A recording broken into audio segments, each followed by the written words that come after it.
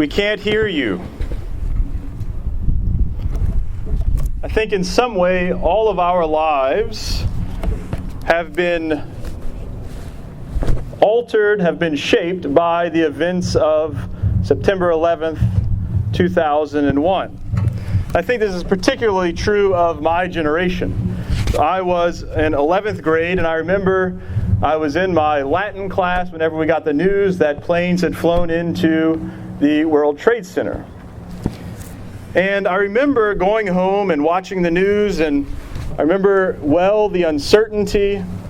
I remember the fear that I experienced, and I remember especially the lack of security. Right? If this could happen in New York, in Pennsylvania, why can't it happen to me? And so there was a lot of uncertainty in my life. And in the days following those horrible events, there was a very iconic speech given by then President George Bush. He was at Ground Zero, and he was trying to comfort, he was trying to reassure the first responders, the rescue workers, but in a wider sense, he was trying to give comfort to the entire country. And so he is standing on this pile of rubble that once was this building that was a symbol of power, a symbol of prosperity, a symbol in some ways of America.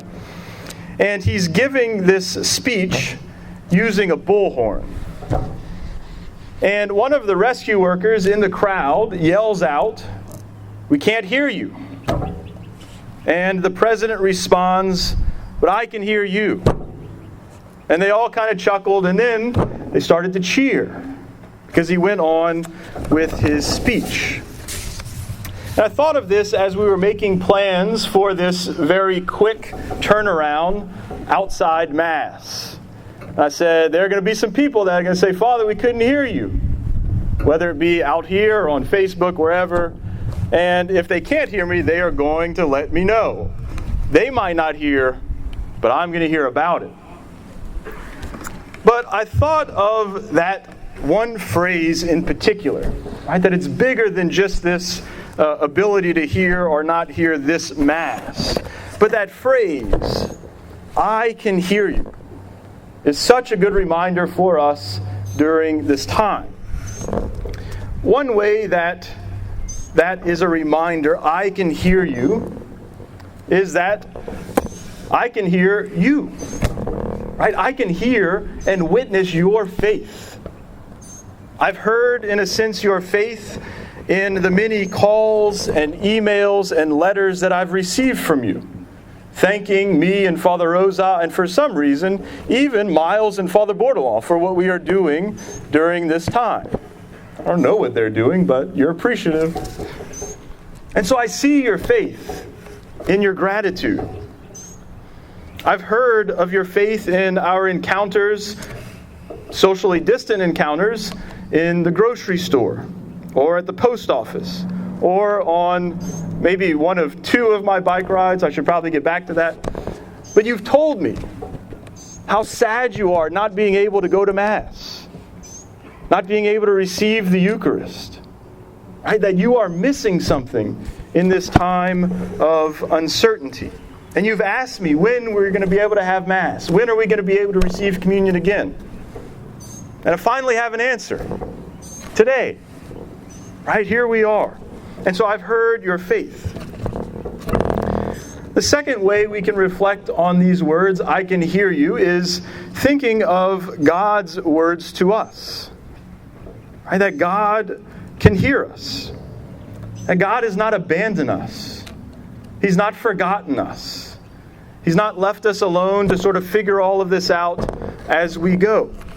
Right? Even if we feel far from Him, He is here. He's with us. He's in our midst. And so God hears us, and God continues to shower us with His grace. Maybe in a different way, right? Maybe removed as we were from the sacraments. He did it in a different way, but He still was with us. He still gave us His grace. And I know He does because, again, I've heard it from you. I've heard about all of the good things that have happened to you during these days. these many days where we have been stuck at home. Right? But you've told me it's been difficult, but you've also told me that you have spent more time together as a family. And that you've enjoyed that time. That you've enjoyed spending time as a family. That you've prayed together. Right? That you've slowed down and simply rejoiced in your family members. That is a beautiful thing. That shows that God hears us. And you've told me that you feel refreshed, that you feel rested in ways that you've not felt before. Right? God hears us. This time is not without difficulties, but it is a good time, and God certainly hears us. And the third way that we should reflect on these words, I can hear you, is that hopefully, when we reflect on our time since mid-March, that we can say to God, God, I hear you. I've seen you working in my life. I've seen you working not in spite of, but even in the midst of and through these very difficult times. Right? He is the good shepherd we hear in today's gospel. And being a shepherd is fine in good times, and having a shepherd is fine in good times. But we really need a shepherd whenever things get uncertain, whenever the wolf approaches.